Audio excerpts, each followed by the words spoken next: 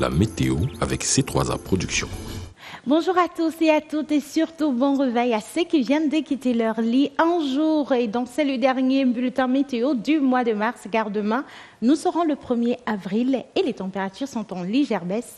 Ce matin on enregistre donc 38 degrés de température maximale ici dans la région du nord, l'extrême nord qui est à 37. La bande côtière ira elle de 31 à 35 degrés et dans la grande zone équatoriale les températures iront de 30 à 31 degrés. Allons-y pour la région de l'Adamawa où nous aurons de légères pluies. Non, pas de légères pluies, mais plutôt un ciel bien ensoleillé tout au long de cette matinée.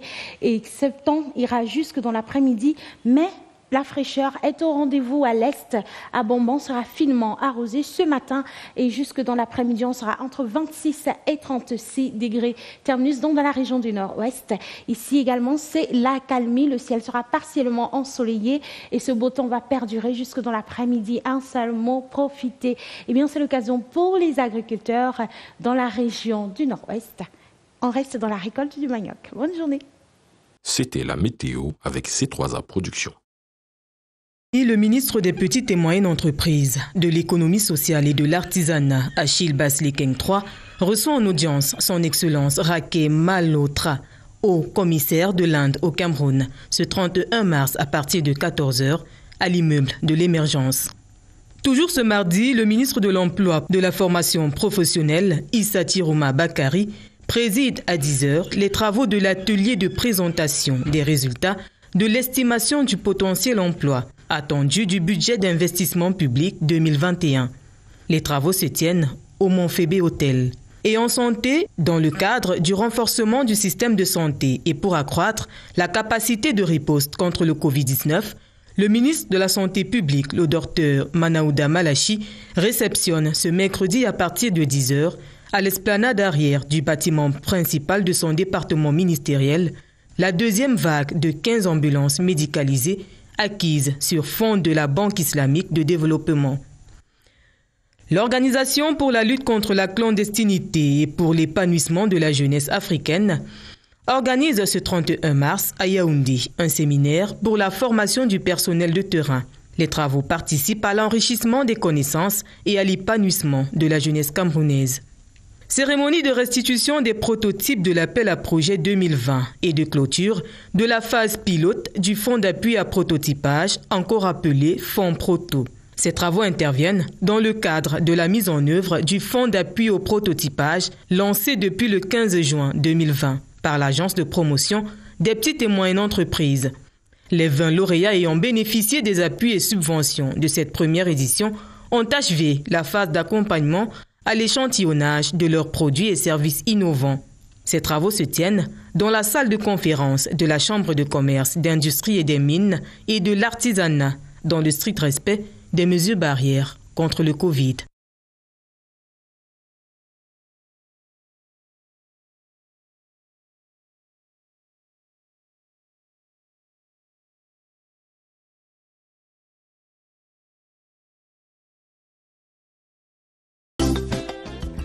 Bonjour à tous et bienvenue sur Cameroun Delight. Nous sommes le mercredi 31 mars 2021, dernier jour du mois de mars qui s'en va avec une célébration, ou plutôt un rappel sur l'importance de nos données. Aujourd'hui est Journée mondiale de la sauvegarde des données informatiques, sujet très important par ces temps d'augmentation de la cybercriminalité. Et alors que nous sommes en pleine campagne de cybersécurité là-bas au ministère organisé par le ministère des Postes et Télécommunications. Et aujourd'hui, on a prévu de vous donner quelques conseils pour mieux sauvegarder vos données, pour mieux les protéger aussi.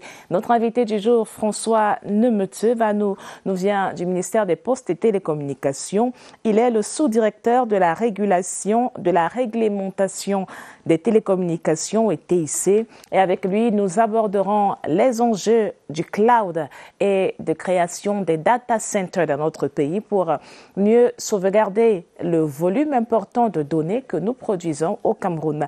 Nous parlerons dans Cameroun Delight aussi du conseil régional avec en filigrane l'objectif de savoir comment se déploient ces instances-là. Donc hier, on a eu l'amido de Tchamba qui s'entretenait avec Sévérin Legambélé. Et aujourd'hui, à 7h20, vous retrouverez un bilan de la mise en place ou de la mise de l'organisation interne du Conseil régional de la Damawa, où en est-on, défis et perspectives, c'est le contenu de Politics ce mercredi avec Sévérin Legambélé à 7h20 exactement.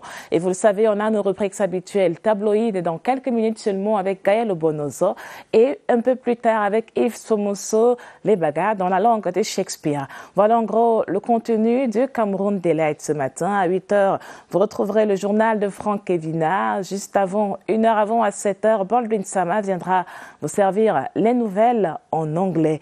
Et dans l'actualité, ce match, les qualificatifs pour la Coupe d'Afrique des Nations, et le Cameroun et le Cap-Vert sont donc qualifiés pour la compétition qui va se dérouler au Cameroun en 2022. C'est également au menu de Cameroun Delight ce matin. On va découvrir si c'était au menu de la presse ce mercredi. Gaël est déjà sur ce plateau. Gaël, bonjour. Bonjour Gladys, bonjour à tous. Bien réveillé? Tout à fait. Alors, est-ce qu'on parle du match d'hier dans la presse ce matin?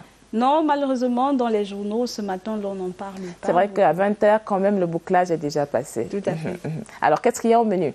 Alors, dans les journaux, par contre, l'on parle de la visite du ministre de la formation professionnelle de la réforme administrative dans la région du littoral pour parler des stratégies de dématérialisation et des procédures administratives. L'on parle également de la visite du préfet de l'Océan au port de Kribi. Et c'est à retrouver dans du moins dans les unes de tabloïdes. C'est tout de suite.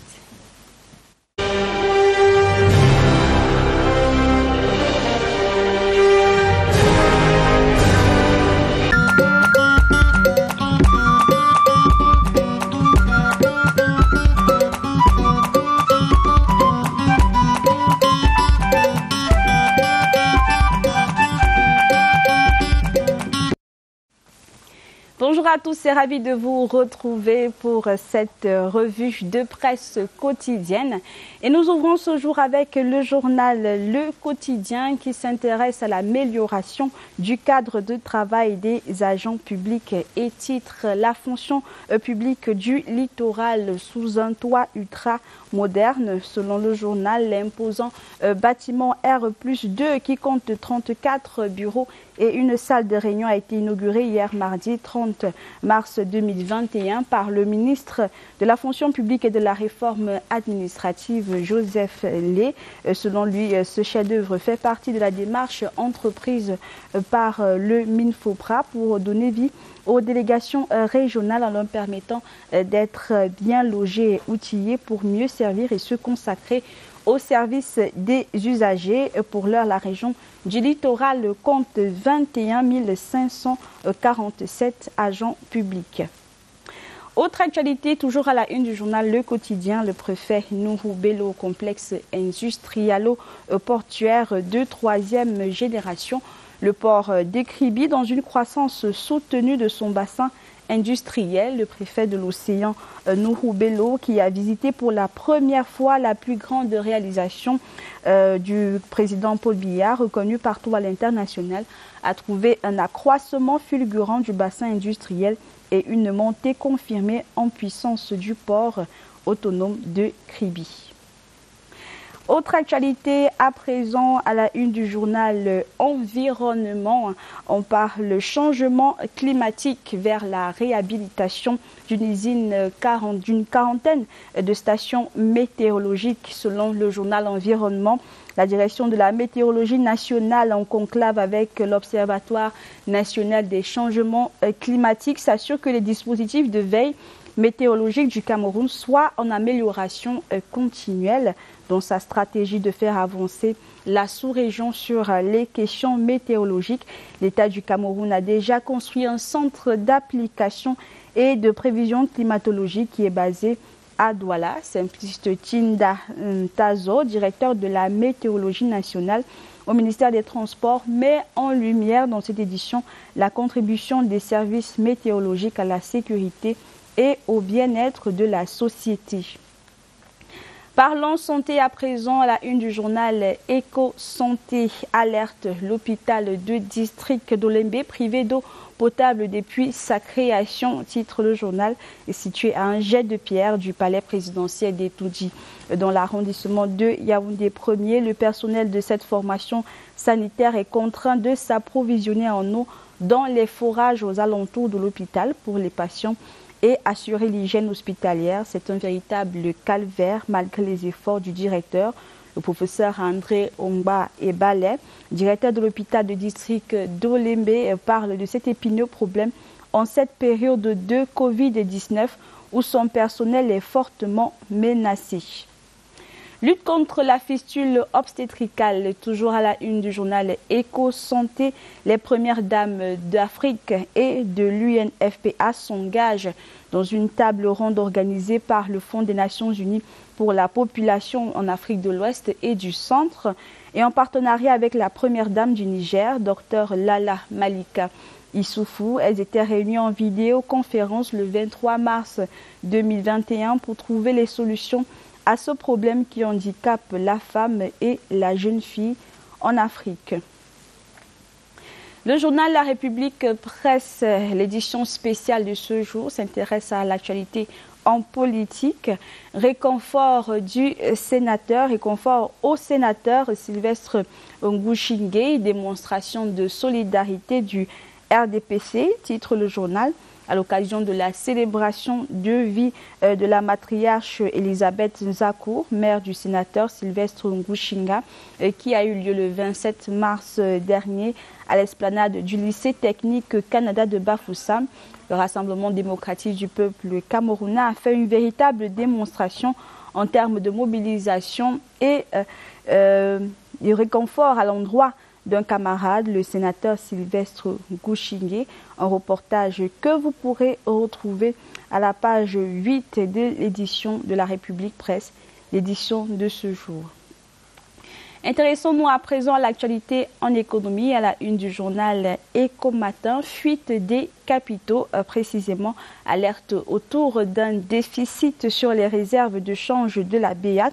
Un vent de panique souffle depuis quelques semaines sur le toit des assujettis à la réglementation de change de la Banque des États d'Afrique centrale. La raison, l'Institut d'émission commune aux 6 États de la CEMA qui a lancé depuis le début du mois de mars 2021 un processus d'apuration et de domiciliation des importations des biens et services. Concrètement, la Banque centrale demande à tous les agents économiques résidents ayant fait sortir des devises pour importer des biens et services de fournir les preuves que ceux-ci sont réellement entrés dans la sous-région. Et nous poursuivons l'économie avec le journal L'économie, le quotidien, consommation, hausse des prix des denrées alimentaires à Yaoundé et à Douala. C'est le résultat d'une enquête menée par l'Institut national de la statistique pour le compte du mois de février 2021. Tout un dossier que vous pourrez retrouver aux pages 3 à 4 l'édition L'économie de ce jour. Non loin de l'économie, nous parlons maintenance électronique à la une du journal Mutation. L'autre avenue Kennedy. Le journal s'intéresse du moins au lieu-dit avenue Kennedy à Yaoundé, réputé pour les actes d'agression qui s'y déroulent. Cette place de la capitale attire du beau monde pour la réparation des téléphones et autres appareils high-tech. Le journal Mutation s'interroge ce matin comment récupérer cette jeunesse ingénieuse. Un dossier à retrouver aux pages 8 et 9, l'édition de ce 31 mars 2021. Nouvel objectif, le journal Nouvel Objectif s'intéresse ce jour au MINCAF, à l'actualité au MINCAF. La lutte pour la protection du patrimoine de l'État continue. On débute des manœuvres orchestrées ces derniers temps dans le sérail visant à torpiller la dynamique insufflée par le ministre Henri Eyebe Ayissi. Autre actualité, le journal L'Albatros ce jour, le journal l'Albatros, qui s'intéresse à une actualité particulière et titre éducation de base. Dans sa petite une, éducation de base, Laurent Serge et Tundi Gua imagine la nouvelle école. Et cette information se trouve effectivement en petite une du journal. Eh bien, selon le journal, le ministre de l'Éducation de base vient de participer avec ses pairs de 5 pays africains à une conférence ministérielle virtuelle sur le lancement de la plateforme régionale d'apprentissage en ligne appelée Imagine Call. Toujours à la une du journal L'Albatros, eh bien, l'on parle éducation, mais précisément, on fait le zoom sur le lycée de Biémassi, la pédagogie comme une drogue. Le journal fait dans le zoom sur ce lycée qui a décidé d'éduquer des élèves et de les grandir en évitant la drogue et l'indiscipline dans son établissement à travers le nouveau proviseur du lycée de Biémassi à Yaoundé, Madame Régine Nka. Dernière une, ce journal, le journal Censure, qui s'intéresse à l'actualité en politique, collectivité territoriale, des adjoints à maire contre des maires. Selon le journal, les idylles n'étaient pas partout des maires tranquilles dans certaines communes entre les maires et leurs adjoints pendant la dernière mandature. Dans certaines communes, l'on a frôlé le divorce au lieu du mariage parfait entre des maires et leurs adjoints. Dans d'autres, le maire était carrément la mère à boire pour ses adjoints. Le journal Censure invite ainsi les communes et ainsi les adjoints et maires à pouvoir collaborer ensemble pour le développement de leur localité. Toujours en politique, à la une du journal Censure, l'on s'intéresse aux communes, précisément au maire buissonnier, les triomphes de la gourmandise. Le journal fait ainsi un commentaire concernant l'article 143 alinéa 1 et 2 du Code général des collectivités territoriales décentralisées qui est limpide. Selon le journal, le débat sur l'obligation de résidence des maires continue. Les maires qui s'obstinent à résider hors de leur circonscription sont considérés comme étant hors la loi. Tout un dossier que vous pourrez donc retrouver à la page 6 du journal Censure, l'édition de ce jour. Voilà qui vient mettre un terme à cette revue de presse. Merci d'avoir été des nôtres et de vous procurer vos journaux au prix de 400 francs CFA à vos kiosques.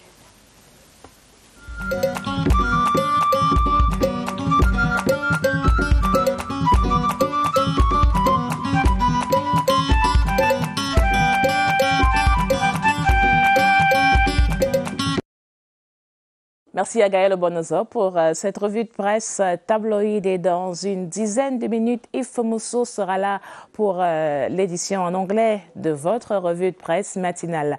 Dans l'agenda de ce mercredi 31 mars 2021, on a la suite de ce colloque pour lutter contre le discours de haine, colloque organisé par la Commission nationale pour la promotion du bilinguisme et du multiculturalisme sur le discours de haine et la xénophobie. Donc l'objectif est évidemment de renforcer la cohésion sociale et de réduire la proportion de discours de haine et de xénophobie dans l'espace public. C'est une campagne qui va se poursuivre et c'est déroulée jusqu'au 20 mai prochain, la fête nationale de notre pays. C'est mercredi et comme tous les mercredis, on parle environnement. Au menu de notre focus environnement aujourd'hui, les enjeux de développement durable et de protection des zones humides. Le focus environnement, c'est une présentation de Caroline Ouetté sur Cameroun Daylight, juste après ceci. Forestière. Et aujourd'hui, nous allons nous pencher beaucoup plus sur la profession, comment accéder à la profession, est-ce que la profession donne droit à l'exploitation, ainsi de suite. Et voilà, disons bonjour à Monsieur Sylvestre Nier, bienvenue sur notre plateau. Madame, bonjour, merci de m'avoir invité. Merci surtout de me donner l'occasion de parler de cette profession qui charrie beaucoup d'intérêts, mais également beaucoup d'intrigues. Voilà, justement, une exploitation, ça se fait par vente de coupe, par autorisation personnelle de coupe en régie ou par permis conformément au plan de approuvés par l'administration chargée des forêts. Bon, disons qu'avant d'en arriver là, il faut dire simplement que pour avoir accès à la profession, cela passe par l'obtention d'un agrément qui est, je peux dire, usité par une commission interministérielle. Avant 1994, c'était l'exclusivité chef de l'État. C'est lui seul qui accordait les agréments. Depuis 1994, on a décalé un peu.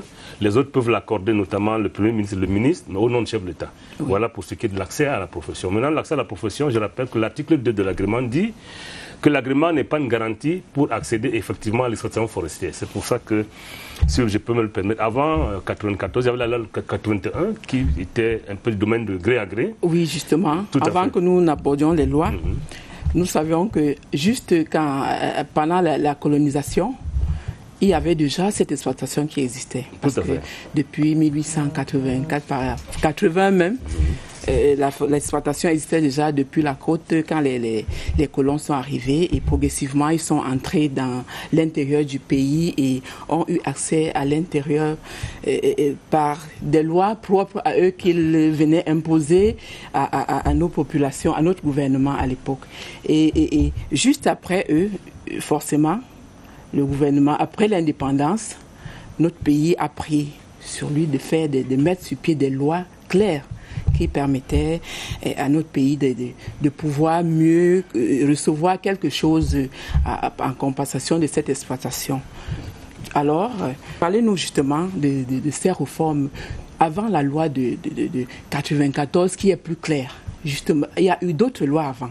Parlez-nous de ces lois. Disons qu'il y a eu la loi de 81, mais qui n'était pas très différente de ce qui se passait avant. C'est-à-dire, c'était de l'eau du gré à gré. C'est-à-dire, vous cartographiez une parcelle de forêt, vous amenez au ministère, les différents services du ministère, l'agréé le soir pour avoir un titre d'exploitation forestière. La réforme arrivée en 1994 est liée d'abord au changement de la structure de l'économie. C'est-à-dire, vous savez, avant, on était une économie de rente, c'est-à-dire, on produisait la matière première pour les anciens colons.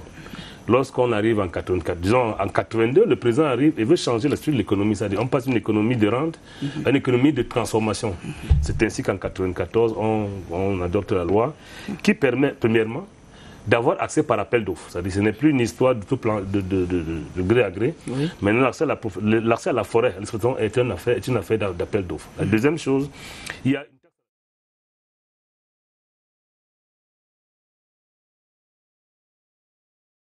au-delà de ça, il y a la taxe, il y a la fiscalité d'ordre général que les entreprises à laquelle les entreprises sont assujetties. Bon, le changement majeur entre 1981 et 1994, c'est que en 1981, le taux d'accès à la forêt était fixe, c'est-à-dire on payait à peu près l'équivalent de 317 francs à l'hectare.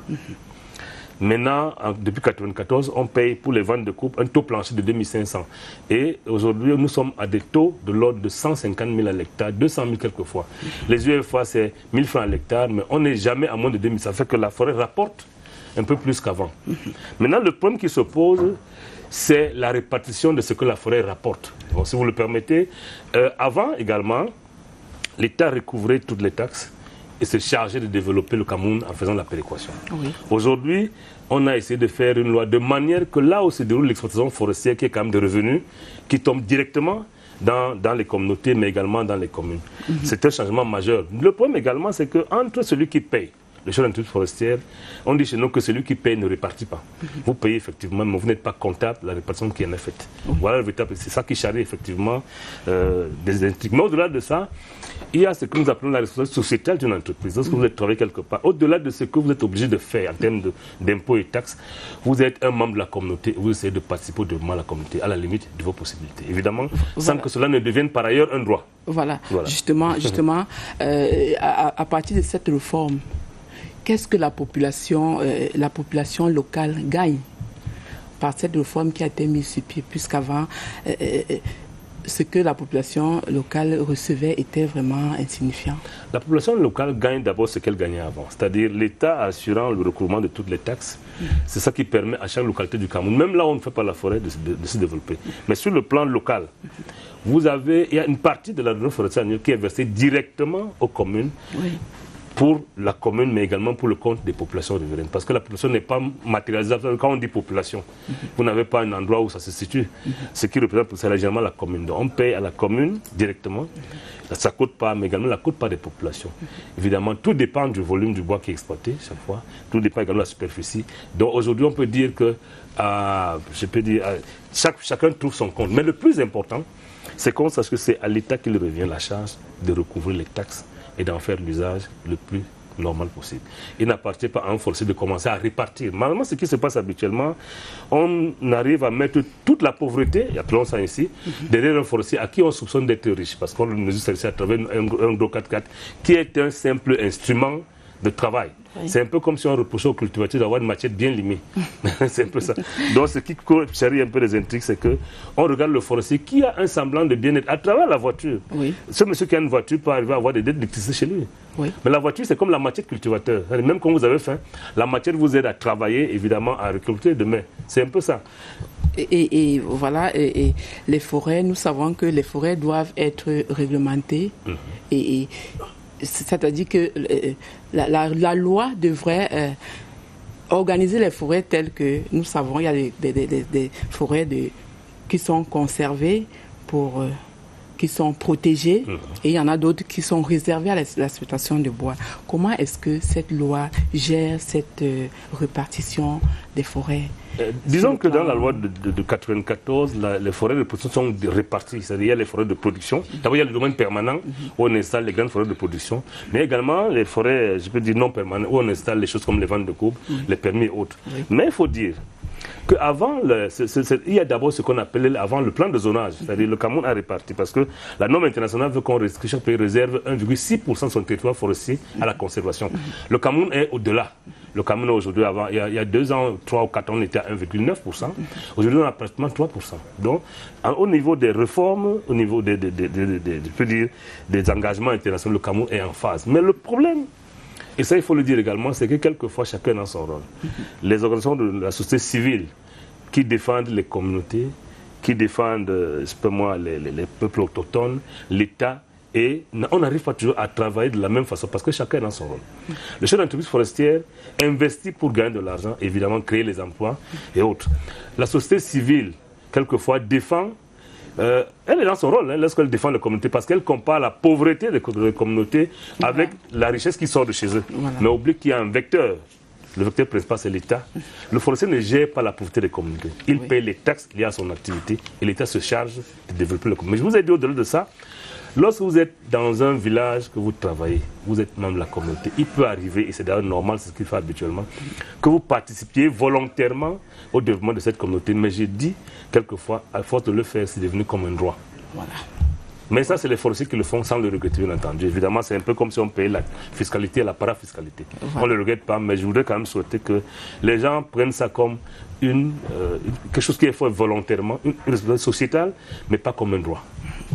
Et maintenant, nous allons parler des perspectives. Quelles sont les perspectives sur tous les plans, sur l'exploitation, sur l'organisation des exploitations, sur le plan financier, bref, sur le modèle économique?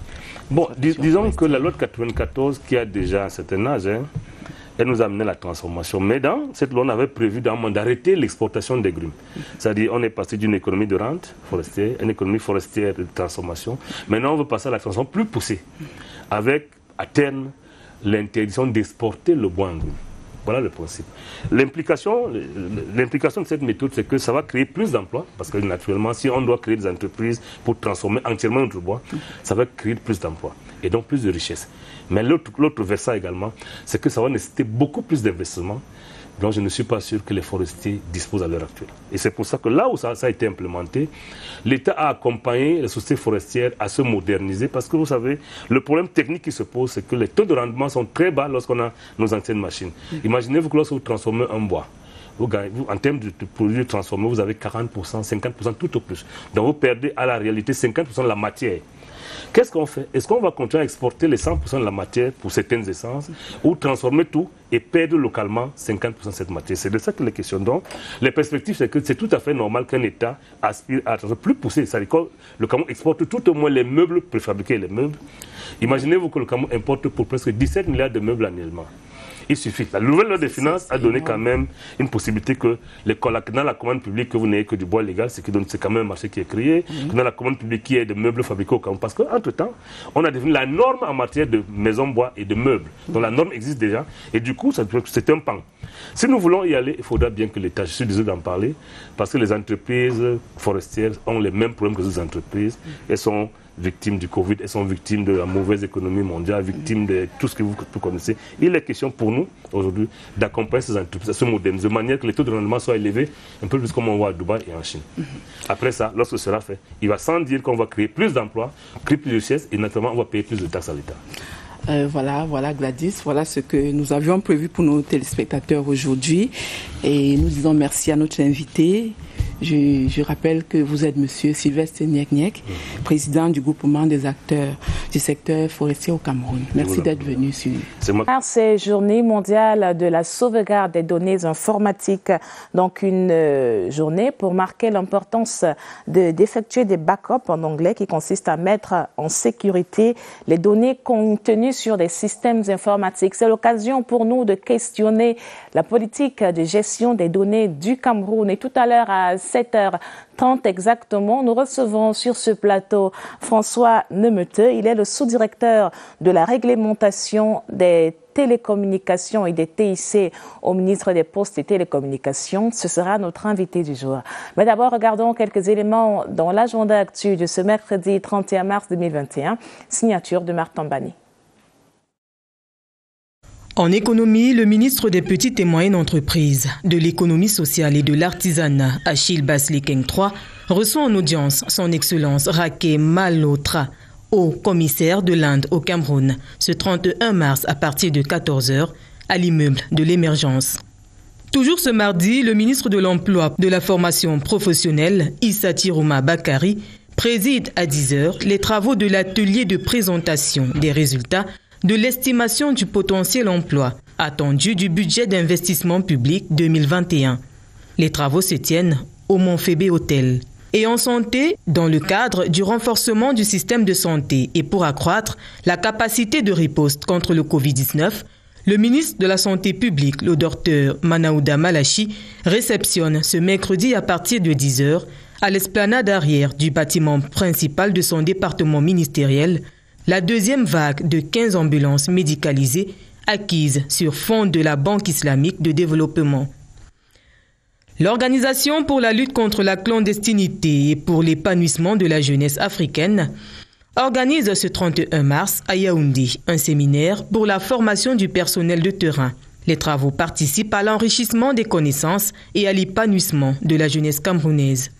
Cérémonie de restitution des prototypes de l'appel à projet 2020 et de clôture de la phase pilote du fonds d'appui à prototypage, encore appelé Fonds Proto. Ces travaux interviennent dans le cadre de la mise en œuvre du fonds d'appui au prototypage lancé depuis le 15 juin 2020 par l'Agence de promotion des petites et moyennes entreprises.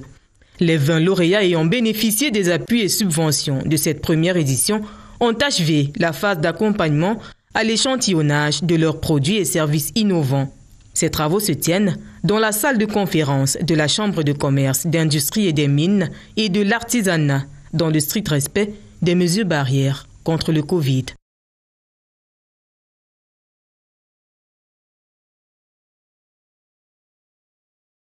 Merci à Martin Bani pour cet agenda actuel. Tout à l'heure, juste après le 7h, Yves Mousso viendra vous présenter le contenu des manchettes de ce mercredi 31 mars 2021. Et nous parlerons politique à 7h20 exactement avec Séverin Legambélé sur le déploiement du Conseil régional de l'Ouest.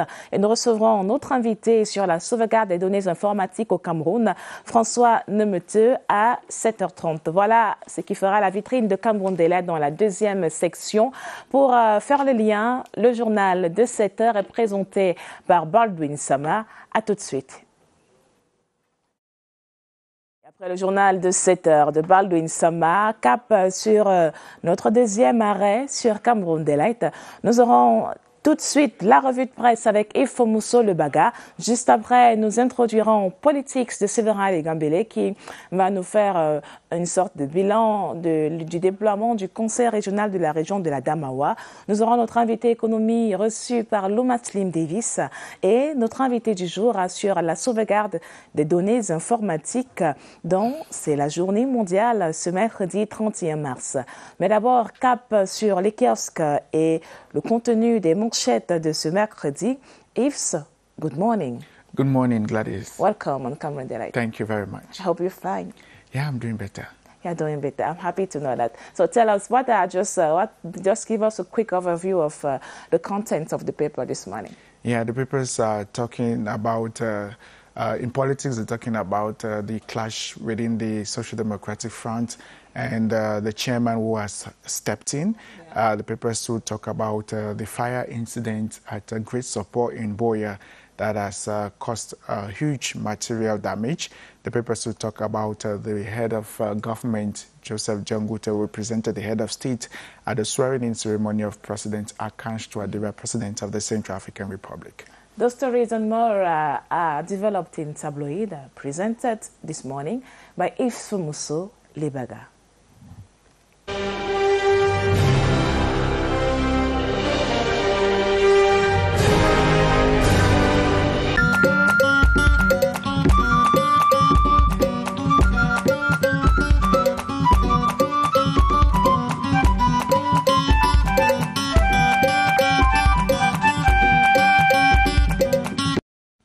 Thanks for joining us on Tabloid and CRTV's network. We take a flip through the pages of local newspapers in Cameroon. We begin this morning with the English daily, The Guardian Post newspaper. It says race for SDF chairmanship. The Guardian Post headlines, Cameroon's revered opposition leader John Frundi has for the last time spoken out on the infighting between two top-notch supporters of the Social Democratic Front, SDF. The atmosphere within the SDF has of recent been unstable. This is unknown, or this is known to be unaccounted to Frundi's announcement that he will quit active politics as age weighs on him, with Frundi's current mandate to expire in 2023. Potential successors such as Nincha and Osi have been on each other's throat. The man who has challenged government for decades is yet to say his last on the person whom he sees fit to step into his oversized shoes and revive the SDF to have at least a semblance of its 1990 type of vibrancy. You can read more into this edition of the Guardian Post newspaper. Great Support Boya, devastating fire raises dilapidated houses. The advocate wires that victims call for humanitarian response. Over a dozen houses have been consumed by wild flames in Support Boya, southwest region of Cameroon. The fire broke out in the house at Street 2 Support about 2:30 a.m. Monday, March 29. To locals in Support, there was little or no intervention to help the situation. They decry enormous material damages. For now, the cause of the incident is unknown. The Sun newspaper talks about the efforts put in place by the Minister of Public Service and Administrative Reforms to reduce the level of absenteeism in public enterprises. Public servants will stay away from work under the pretext of the COVID-19. The Minister of Public Service and Administrative Reforms, Joseph Lay, has warned that severe sanctions will be dished out to them if they continue in this unruly behavior. Joseph Lay has promised hard times to absentee and lazy civil servants while announcing the holding of oral exams at divisional levels. Municipal update says CAR president hails Paul Biya, President Touadera appreciated the President of Cameroon's support to see his country through difficult moments as he assumed office for a second mandate. The Prime Minister, Head of Government Chief Dr. Joseph Diongute represented the Head of State at the ceremony. Central African President Faustin Archange Touadera was sworn in for second term Tuesday in Central African Republic as he faces a growing threat from an armed rebellion linked to the country's former strongman Francois Bozize. Touadera, who won the December election with about 53% of the vote, vowed zero impunity for the perpetrators of crimes during his second term. Critics, though, questioned whether Touadera will be able to accomplish that given his failure to do so over the last 5 years in power. More within the pages of municipal updates. Echo Martin talks of the deficit in foreign exchange market. Several African countries have come under scrutiny over the foreign exchange regimes that are often strictly managed by states in the face of thin reserves and dollar shortages, while some, like Egypt and Angola, have recently loosened the grip on their currencies, allowing for economic adjustments through the exchange rate. There are still quite a number who still control their foreign exchange rate. Countries in the 8-nation West African CFA franc zone, Benin, Burkina Faso, Guinea-Bissau, Ivory Coast, Mali, Niger, Senegal, and Togo, and the 6-nation Central African franc zone, of course, have their respective currency pegged into the euro. Both are guaranteed by the French Treasury and were pegged to the French francs before the euro. You can read more in today's edition of Echo Matin. We end with Mutation newspaper. It says Avenue Kennedy, petty crime spikes in Avenue Kennedy here in Yaoundé, where purse snatching, pickpocketing exists. It's reportedly on the rise in the capital city Yaoundé, especially along the Avenue Kennedy street. The petty crimes are mostly attributed to youth gangs who frequently target people during traffic jams. Chauffeured cars and taxis are the most targeted.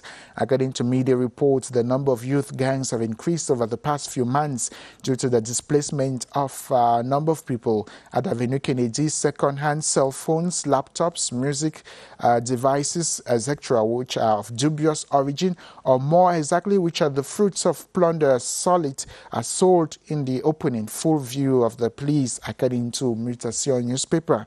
The paper says, to some accounts, all cell phones stolen in Yaoundé end up on the stores of Avenue Kennedy. You want to read further into this edition of Mutation newspaper. That does it for what the papers are saying in Cameroon. Thanks very much for watching.